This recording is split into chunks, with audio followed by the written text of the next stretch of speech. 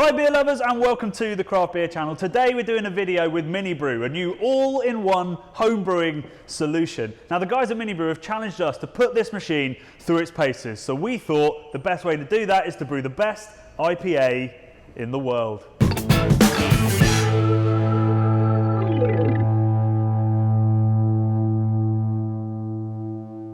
So what is the best IPA in the world? Well, for me and Brad, it may have been made in the 90s, but it's still Pliny the Elder. It's certainly the best West Coast style IPA. It's got a really dialed in, citrusy, dank kind of hoppiness, but it's also really clean with a nice fresh maltiness. And that's why we think it's a really good challenge for a homebrew system. It's a challenge to get that cleanliness, to get that hop utilization, and to make it drinkable by the pint, which is why we love and also kind of hate Pliny the Elder. So let's have a little chat about this system and why we've got involved with these guys, because it's actually really exciting. So most home brews go wrong in the fermentation stage. We spend so much time worrying about the brew day, and then we just stick it in a plastic bucket and walk away and hope for the best.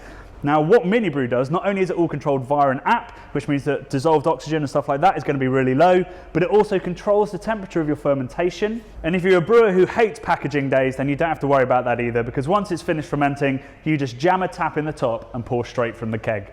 So let's get this brew day started. As you can see, it's already a bit simpler and cleaner than the home brews you've seen us do on this channel before. So the first step is to press go.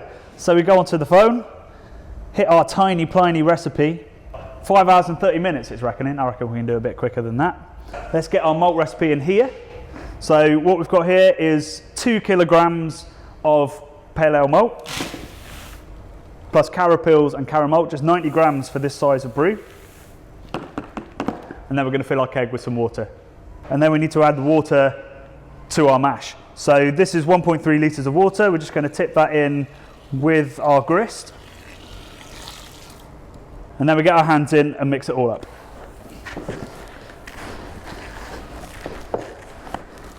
So it's not a completely mechanized process. There is some brewing and some hands-on fun to be had. And then we need to move that mash into the mash tun.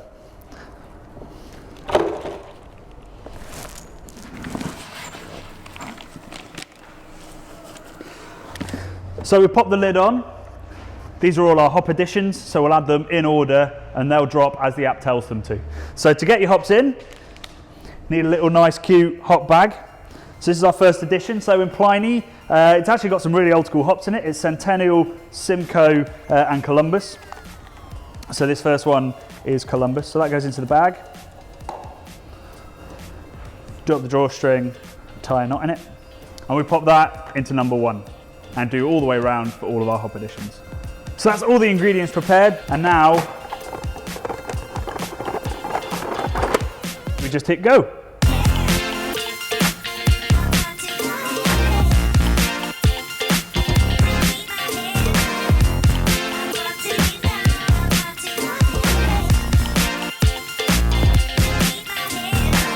So we've now mashed in, we've mixed the grain with the water. So this is going to circulate for about an hour, and then it goes down into the keg, ready for the boil, and we get the hop drops.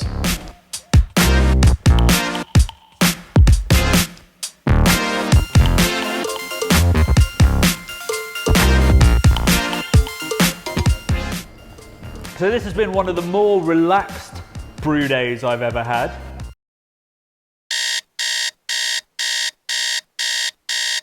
The app's basically done everything for us, apart from the initial mashing in. And then it's told you as it was about to do stuff, and it's all completely automated. What it also gives you is amazing flexibility. So if we nail this recipe, we've slightly hacked it and gone onto the professional brewers platform. It will remember absolutely everything that happens so that you can then go back and brew it all exactly as it was. And exactly how you like it. Or if it wasn't quite right, you can look at it, tweak it, it will record that, and that'll be version 2, and you can refer back to that when you make version 3. So it's really great for homebrewers who like to experiment. You can have up to 3 kegs, but also it's so flexible and so easy to use and to record everything you've done that professional brewers are starting to use it for research and development, which is really exciting for them, because they can tweak and tweak on small levels, and then when they're ready, go to the big kits and bring out well-tested, well-rounded recipes. Now those recipes, some of these brewers that are coming onto the platform, there's already a couple of them, they're creating brew packs so that you can make their recipes as well. And there'll be lots of UK breweries joining that platform too, so you can make lots of the most amazing hoppy beers in your own home and drink them tap fresh. And speaking of delicious hoppiness,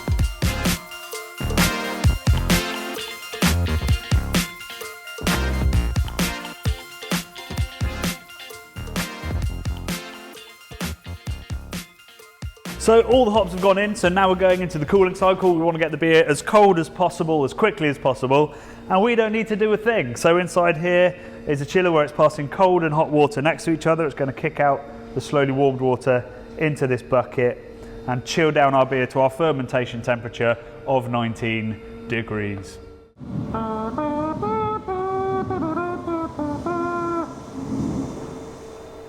The beer is cooled down, it's at about 25 degrees, it will drop down to the right fermentation temperature pretty quick.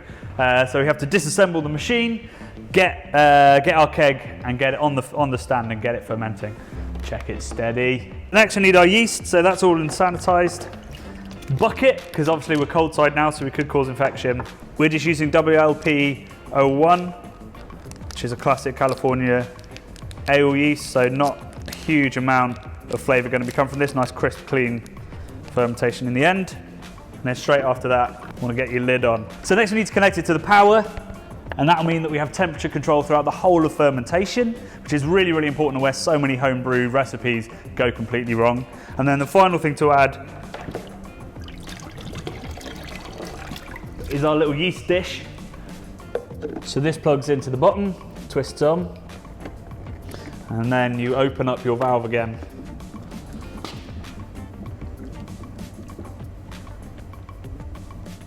And up it fills. So now we just leave it for a couple of weeks. Every time we need to do something like dry hop, it'll alert us and we'll be able to do it super quick.